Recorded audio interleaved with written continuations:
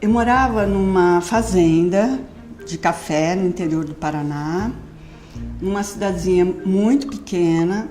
Aí quando eu fui prestar vestibular, a minha primeira opção era medicina e a segunda educação física. Aí como eu entrei em educação física, eu comecei a cursar e me apaixonei e falei, vou fazer. Aí quando eu já estava quase terminando educação física, começou e se iniciou a graduação de fisioterapia na UEL, que eu estudei na Universidade Estadual de Londrina. Daí eu resolvi fazer fisioterapia, que me aproximava um pouco mais dessa questão, vamos dizer, terapêutica. Eu queria saber como que as pessoas, como que o ser humano era por dentro. E a ginástica holística, eu fiz a formação em 89 e 90. Feldenkrais foi em 2009 a 2012. Quando eu fiz a formação em ginástica holística, eu ainda não tinha feito mestrado, nem o doutorado. Quando eu fiz Feldenkrais, já estava lá na frente, foi outra leitura. Achava que não tinha grana, que meu francês não era o suficiente, que como que eu ia deixar minha filha, como que ia deixar meu trabalho. Aí vamos dizer assim, o evento-chave pessoal foi um acidente de carro que eu vivi. Uma batida muito feia, estava levando a minha filha no dentista de manhã, foi uma dessas combis de feira lotada de um freio, era um dia chuvoso, bateu, meu carro capotou, era pra gente quase ter morrido, não morremos. Aí me deu uma sensação, gente, a vida é muito breve, muito breve. Aí quando eu vi, assim, sabia francês o suficiente, a minha mãe é francesa, eu falei francês na minha infância, consegui grana, consegui organizar, e aí foi uma transformação para mim, tipo, antes da ginástica holística e depois. A ginástica holística, ó, me motivou a escrever, a voltar a estudar. Então eu fui fazer um mestrado em educação. Meu projeto inicial era apresentar a ginástica holística como uma disciplina para entrar na faculdade de educação física. Mas cadê a ginástica holística? Ela existe como disciplina? Aí eu mudei a minha orientação, vamos dizer, a minha proposta inicial e resolvi descrever a ginástica holística. Então, meu mestrado foi em modos de trabalho e problemas atuais da ginástica holística. Eu tive que desmontar uma série de coisas que eu já fazia, que era da ginástica holística. Por exemplo, no método Feldenkrais não se fala de músculos. Ninguém vai contrair, vai fortalecer. Não, a questão é sempre funcional. Na ginástica holística, a doutora Ehrenfried era uma médica e uma fisioterapeuta. Ela usava muito as expressões e os termos técnicos e achava que a gente tinha que passar isso para os alunos. Então, sentar sobre os isquios, né, trabalhar o metatarso, que é o arco transverso, trabalhar o arco, entendeu? Os artelhos, todos esses termos. No Feldenkrais, não. Aonde eu me debati mais, e foi interessante, foi difícil, mas foi interessante, foi com o método Feldenkrais. Esse impedimento quase de falar de coisas médicas, terapêuticas, né? Foi um super entrave para mim, porque mesmo dando aula em grupo, né, eu continuei bastante tempo fazendo atendimento individual. E as pessoas que vêm, elas vêm com questões de dor, cheio de exames, então como que a gente vai olhar para isso, como que a gente vai explicar o que vai ser feito, então tem todo um discurso. Ginástica holística. Dorso das mãos juntas, sobrepõe uma mão sobre a outra, entrecruza, traz aqui para você, leva lá para frente, desmanche.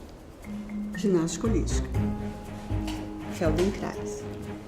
Faz isso e depois você vai tentar passar o cotovelo, é impossível.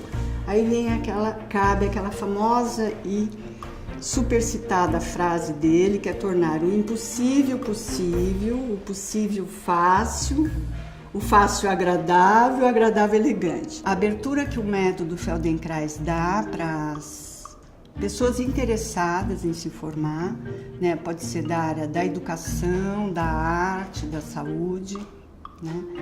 Ginástica holística já foi muito mais fechado. Na França era só para fisioterapeutas. E aí, em 2016, teve um congresso internacional de ginástica holística que eu participei. E as 3 conferências mais bacanas e ricas foram de não fisioterapeutas. Uma podóloga lá na França, quem faz palmilha, não é? Uma fonoaudióloga, tá? E uma educadora artística.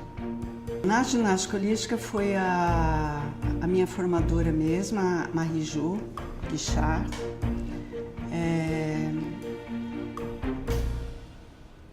Pela gentileza, pela escuta, por saber cuidar de alguns eventos mais sensíveis, que não chegaram a ser catárticos, mas que mexiam, né?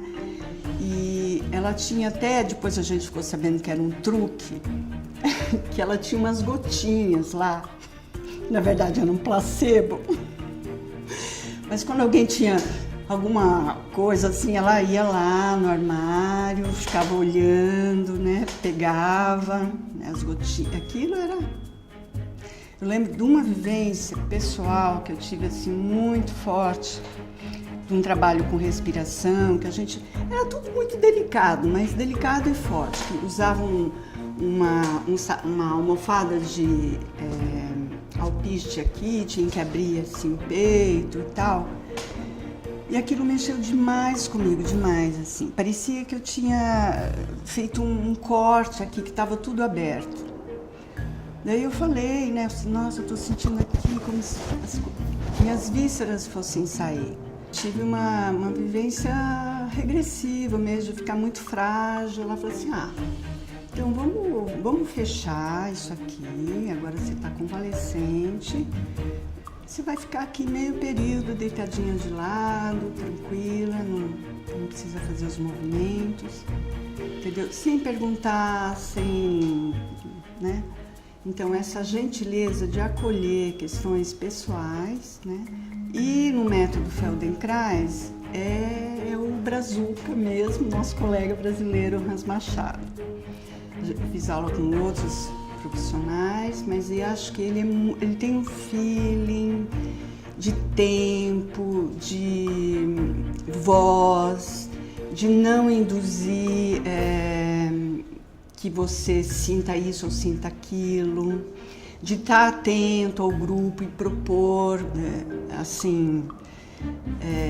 alterações, mudanças, né? Eu acho ele um cara muito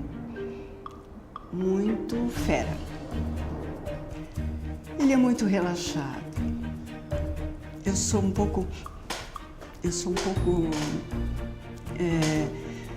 tenho uma expectativa, assim, ele tá ali de boa, né?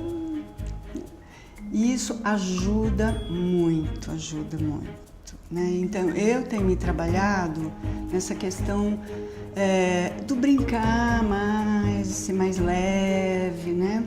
Eu trouxe umas bolas mousse, que são umas bolas macias, que tem múltiplas utilidades, dá pra gente apoiar o pé, dá pra colocar aqui, respirar.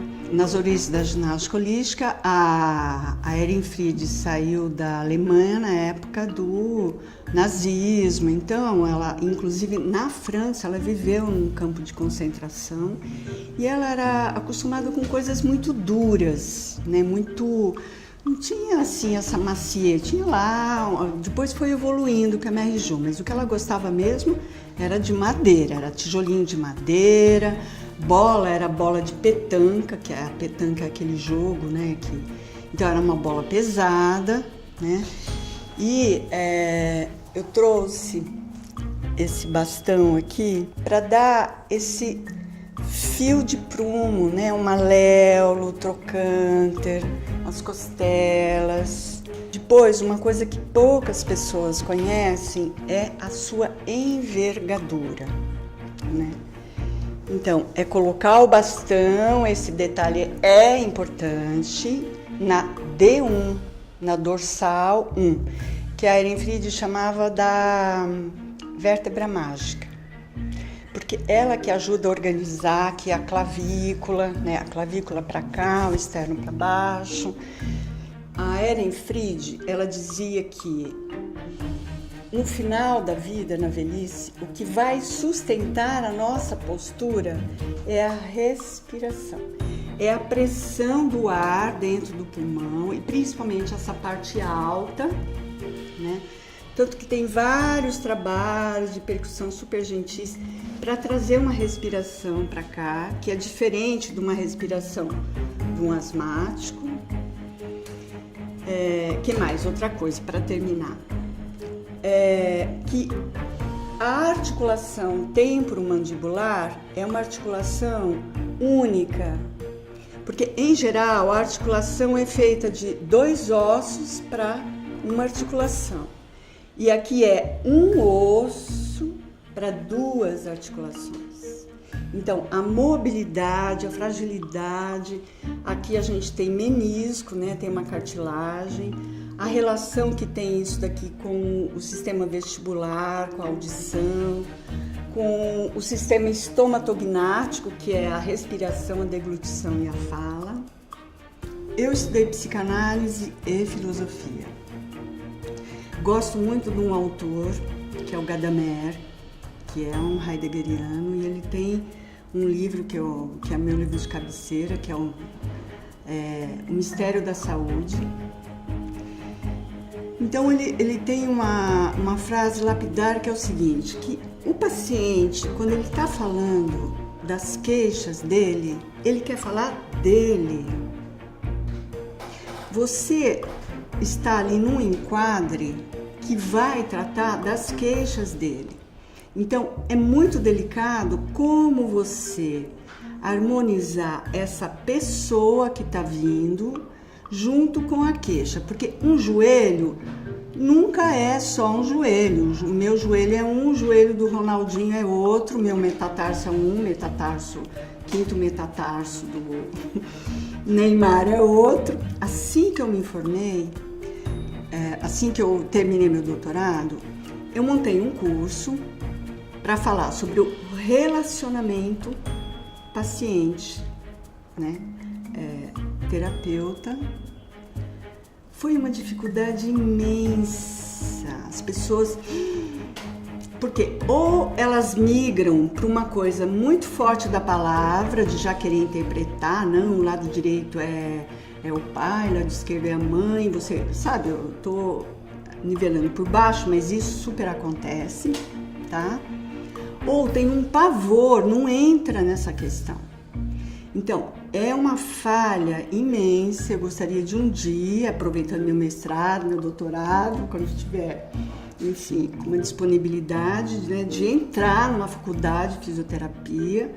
E sou chamada, né, para dar algumas aulas avulsas e tal, principalmente na USP, mas falta ao educador físico e ao fisioterapeuta uma teoria do amadurecimento da natureza humana, que é a teoria do Winnicott, que mais se aproxima da questão psique-soma.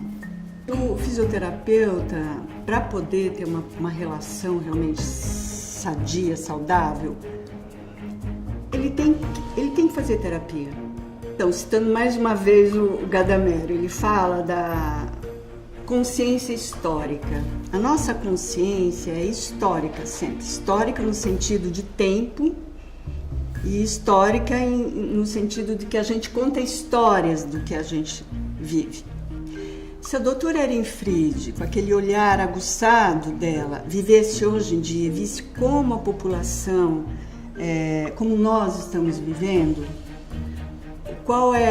a gente passa mais tempo sentado, está tudo automatizado, ela iria levar em conta isso e colocar mais coisas de força, de organização, né? O Feldenkrais também. Às vezes as pessoas acabam mexendo tanto no rosto, no corpo, que fica parecendo mais velha até do que é, principalmente as mulheres. Então a pessoa põe lá botox, aqui não sei o quê, daí ela não consegue tomar um cafezinho, porque não consegue fazer um biquinho aqui. Ou coloca tanto botox em algumas partes que desencadeia uma tensão em outras. A gente não vai mudar o mundo. O que você pode mudar é você. E mudar você é um ato político. Né?